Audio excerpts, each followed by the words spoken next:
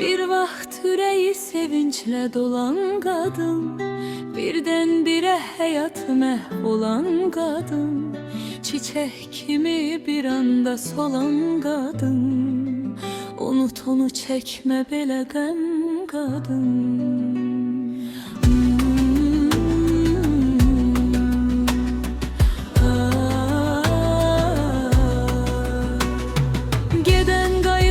Ki düşürsən başa, bəxt onsuz dəydi cavanken daşa.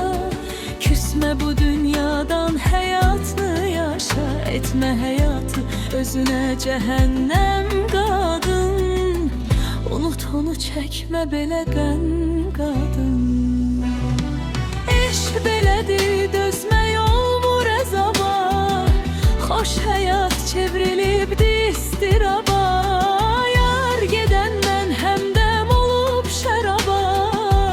Düşünürsən budur sənə məlhəm qadın.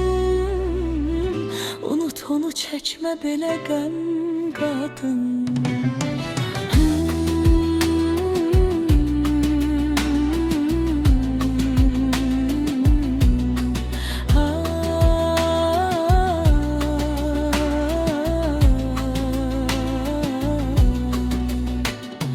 Sevgi belədir, çəkir qalanlar qəmi.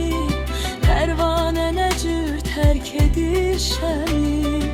O gedəndən qurumur gözünün nəmi. Topla özünü, ol sən möhkəm qadın.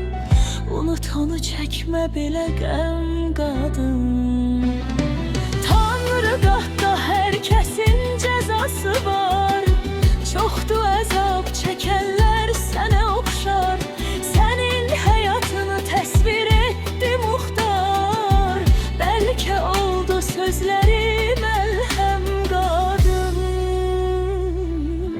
Unut onu, çəkmə belə qəm qadın.